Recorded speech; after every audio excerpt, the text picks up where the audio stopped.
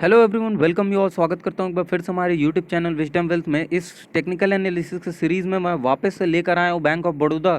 और एक डेढ़ महीने पहले के आसपास मैंने इस बैंक ऑफ बड़ौदा को स्टॉक में लिया था और एनालिसिस की थी उस पर कि क्या हमको अभी आने वाले टाइम में बैंक ऑफ बड़ौदा में एंट्री लेनी चाहिए कि नहीं, क्या एक बाइंग अपॉर्चुनिटी दिख रही है कि नहीं। इस सारे टॉपिक्स पे मैंने बात की थी कुछ समय पहले। और वापस मैं बैंक ऑफ बड़ौदा इसलिए लेकर आया हूँ कि कुछ हमारे भाई जो हैं वो 60-50 के लेवल्स के आसपास जो है वो फंस गए हैं। अब मैं उनके लिए क्या बोल रहा हूँ या क्या बोलना चाहता हूँ इस वीडियो के माध्यम से आपको बताऊँगा। लेकिन उससे पहले मेरी एक रिक्वेस्ट है, एक छोटी सी रिक्वेस्ट है कि आप प्लीज़ हमारे वीडियोस तो देखते हो, लाइक भी करते हो, बट सब्सक्राइब नहीं करते यार हमारे चैनल को। तो प्लीज़ सब्सक्राइब करो जिससे हमको भी मोटिवेशन मिलती रहे और भी वीडियोज़ लाने की। और मेक श्योर कि आप कमेंट करो कि आपकी क्या क्वेरीज़ है, तो मैं उस पर भी एक डेडिकेटेड वीडियोज़ बना सकूँ। तो ठीक है, तो हम बात करेंगे सबसे पहले इस वीडियो में बैंक ऑफ बड़ौदा की। और मैं आपके लिए वन डे का चार्ट लेकर आ गया हूँ यहाँ पे सामने। सबसे पहले आप ही के सामने मैं लगाना चाहूँगा कुछ स्टडीज़ को, और वॉल्यूम ऑलरेडी मैंने ऐड कर लिया है और मैं यहाँ मूविंग एवरेज को लगाऊंगा। एक मूविंग एवरेज जो सारे चीज़ों को क्लियर करता है, मेरा मानना है कि वही मूविंग एवरेज आपको भी यूज़ करना चाहिए। और वो मूविंग एवरेज से बेहतरीन कोई मूविंग एवरेज नहीं। जी हाँ, 200 डेज़ का एक्सपोनेंशियल मूविंग एवरेज आप बस लगा लीजिए एंड देन नथिंग। बस अब कुछ नहीं करना, बस आपको अब यहाँ से अपनी एनालिसिस शुरू करनी है। वॉल्यूम चार्ट एंड 200 डेज के मूविंग एवरेज। अब यहाँ से आपको क्लियरली दिख रहा होगा कि क्या बैंक ऑफ बड़ौदा में पिछले कुछ सालों से हो रहा है। मैं 2018 से बात करूँ तो 2018 में एक पूरे मिड तक, जून जुलाई के आसपास तक बैंक ऑफ बड़ौदा कॉन्टिन्यूसली गिरा था। एंड देन एक अपसाइड मूवमेंट देखने को मिली थी, कोई न्यूज़ आई थी, हालांकि उस न्यूज़ के बारे में ज़्यादा ही रिवील नहीं किया गया था। देन वहाँ पे उसके बाद से down side down side down side and एक फिर से 2019 के जून के मिड में यहाँ पे 2019 का हाई बनाया था बैंक ऑफ बड़ौदा ने 120 35 के आसपास। और उसके बाद से फिर continuous newses, repo rate, RBI governor, merger की बैंक ऑफ बड़ौदा के विजया बैंक से एंड ऑल, बहुत सारी न्यूज़ेज आई बैंक से रिलेटेड। एंड देन यहाँ से फॉलिंग स्टार्ट हो गई। और फॉलिंग जो है 2019 के जून से ही स्टार्ट है और अभी तक फॉलिंग। तो ये चीज़ें क्या हमको रिप्रेजेंट करती हैं, आप ये बताइए पहले। हमेशा हम रिटेलर्स क्या करते हैं, हम रिटेलर्स को दिखता है कि बाय लो सेल हाई। बिल्कुल मैं मानता हूं कि बाय लो सेल हाई, लेकिन हमेशा एक सिचुएशन देखनी चाहिए। क्या सिनेरियो क्रिएट हुआ है, क्या सिचुएशन है, पेंडेमिक का सिचुएशन है और उसमें क्या हो रहा है अभी आपको पता है कि नहीं पता है। फंडामेंटल्स अगर बात करें फंडामेंटल्स की तरफ से, तो सारे ही जो बिजनेसेस हैं बड़े बड़े, वो डिफ़ॉल्ट कर रहे हैं अपने कर्ज को, यानी कि वो कर्ज नहीं दे पा रहे हैं अपना वापस जो बैंक से लिया हुआ है, तो वो डिफ़ॉल्ट हो रहा है। बैंक के जो एनपीएज हैं, नॉन परफॉर्मिंग एसेट्स, वो बढ़ रहे हैं, वो कुछ रेवेन्यू नहीं जनरेट कर पा रहे बैंक्स के लिए। बैंक्स ने जो लोन दिए थे ऑलरेडी डिफ़ॉल्ट हुए, एनपीएस बढ़ रहे हैं, मार्केट पूरा क्राइसिस में है, पेंडेमिक सिचुएशन है।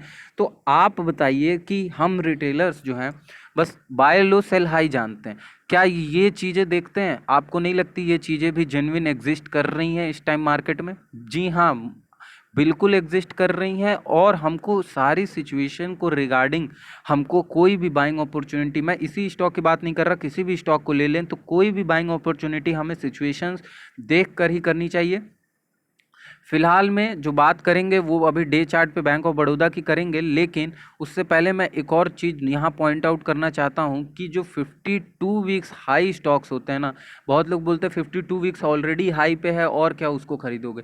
तो मैं उसके लिए बताना चाहता हूँ मेरे तरफ से, मेरा जो एक्सपीरियंस है since 2016, I am also in stock market, तो थोड़ा सा मुझे 0.0000 समथिंग का तो नॉलेज है ही। तो मैं उस नॉलेज के बेसिस पे बोल रहा हूँ कि जब 52 वीक्स हाई पे जब कोई हमारे स्टॉक्स होते हैं ना कहीं वो ये रिप्रेजेंट कर रहे हैं कि उस स्टॉक्स में दम है।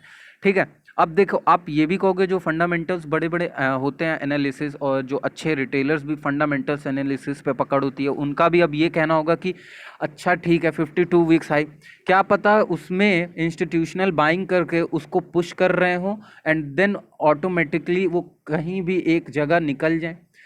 जाहिर सी बात है निकलने, ये सारे सिनेरियो क्रिएट हो सकते हैं। इंस्टीट्यूशनल बाय डीआईआई कर रहे हो, एफआईआई कर रहे हो, तो उसी चीज को तो हमको देखना है। मैंने क्या बोला कि सिचुएशंस देखनी होती है। अगर शिफ्टिंग हो रही है, अगर वॉल्यूम के साथ प्राइस भी बढ़ रहा है, तो हमको पता है कि यानी कि कुछ अच्छी बाइंग अपॉर्चुनिटी है, यानी कि हम भी यहाँ पे बाइंग कर सकते हैं। अब सपोज प्राइस बढ़ रहा है, वॉल्यूम नहीं बढ़ रहा है, इट मीन कि इट्स क्लियरली कि someone going to trap you. So ये चीज़ें हमको समझनी होंगी, इस सारे लॉजिक को समझना होगा, देन जाके हम कहीं ना कहीं एक सक्सेस ट्रेडर और इन्वेस्टर बन पाएंगे स्टॉक मार्केट में। चलिए खैर, फिलहाल इस टॉपिक पे बात करते हैं बैंक ऑफ बड़ौदा की। और देखिए, नॉर्मल यहाँ पे 2018 से सिनेरियो जो है ये एकदम डाउनफॉल डाउनफॉल, एंड यहाँ पे फिर 2019 के जून से पूरा डाउनफॉल।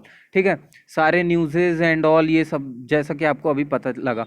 अब बात करते हैं, मैं एक वन डे से वन वीक पर अगर ले जाऊं और दिखाऊं, मैं एक सपोर्ट की बात करूंगा, जिस सपोर्ट के लिए मैं बोल रहा हूं, जो हमारे भाई फंसे हैं।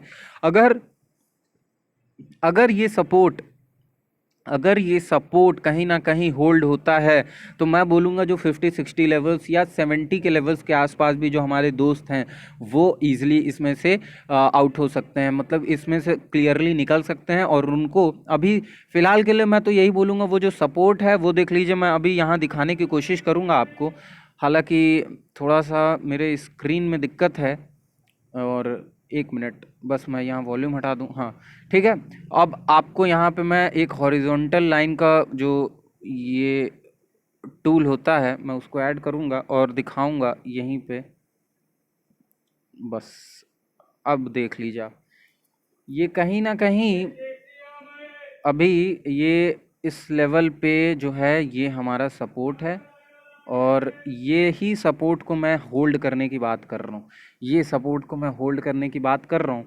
और अगर ये सपोर्ट होल्ड होता है, तो हमको एक अच्छा खासा डिसेंट अप मूव देखने को मिल सकता है। मैं इस हॉरिजॉन्टल, ये देखिए, मैं जिस जिस सपोर्ट की बात कर रहा हूँ वो ये सपोर्ट है, और यहाँ से आप देख सकते हैं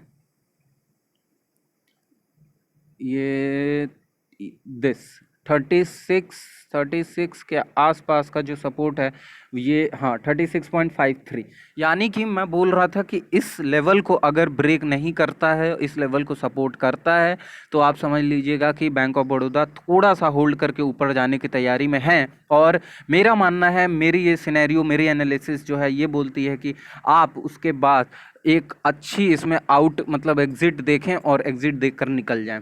क्योंकि अभी कहीं ना कहीं जब तक कोई फंडामेंटल इसको सपोर्ट नहीं मिलता, टेक्निकल भी तभी वर्क करता है जब फंडामेंटली सपोर्ट मिलता है, और तभी अच्छा रिस्पांस मिलता है जब फंडामेंटल और टेक्निकल एक होकर वर्क होता है। तो मैं बोलूँगा कि ये जो सपोर्ट है, इस सपोर्ट पे आप ध्यान रखिएगा। इस सपोर्ट पे कहीं ना कहीं 36 के लेवल के आसपास मैं बोलूँगा, अगर ब्रेक करता है विद हाई वॉल्यूम तो आप तुरंत एग्जिट कर लीजिए, और अदरवाइज होल्ड करता है तो यहाँ से आप एक अच्छी बाइंग अपॉर्चुनिटी देख सकते हैं, सॉरी एक अच्छी एग्जिट एंट्री देख सकते हैं अपने जो भी होल्डिंग्स है उसके लिए।